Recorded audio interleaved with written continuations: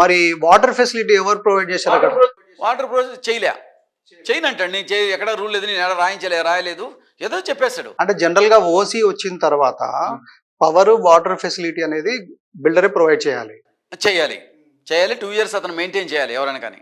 ఏమీ లేదు. రెరా ప్రకారము ఒక ప్రాజెక్ట్ హ్యాండ్ ఓవర్ చేసిన తర్వాత 5 years వరకు స్ట్రక్చరల్ డిఫెక్ట్స్ అన్ని కూడా బిల్డరే బాధ్యత వహించాలి. సీపేజ్ ఎక్కడన్నా మీరు చూడండి, కావాలంటే ఒకసారి రండి. అంతరక సీపేజ్ ఫెసిలిటీస్ పెద్ద పెద్ద బీమ్స్ లో కూడా నీళ్లు కారుతున్నాయి.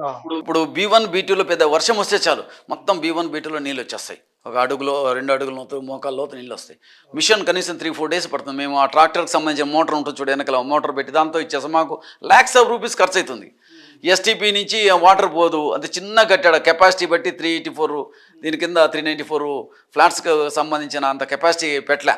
అన్ని డప్పు అది పెట్టాడు ఊరికే కొన్ని, మిగతా మోటార్స్ కానీ సరిగ్గా పెట్టలే అన్ని. దానికి మేము ఇప్పుడు సోఫార్ 25 lakhs ఖర్చు పెట్టాం. ఇంకా 25 లక్షలు 30 లక్షలు ఖర్చు పెట్టాలి.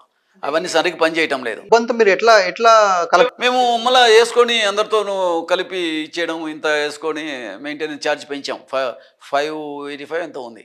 యాక్చువల్ 585 చాలా ఎక్కువ ఎస్ఎఫ్టీకి. ఏదో 385 4 rupees ఉంటుంది ఎస్ఎఫ్టీకి. మేము పెంచాం, లేకుంటే మనం వాళ్ళు చేయరు కాబట్టి ఇంక మనమన్నా ఏదో చేద్దామని అందరూ కలుపుకొని ఇది చేయడం జరిగింది.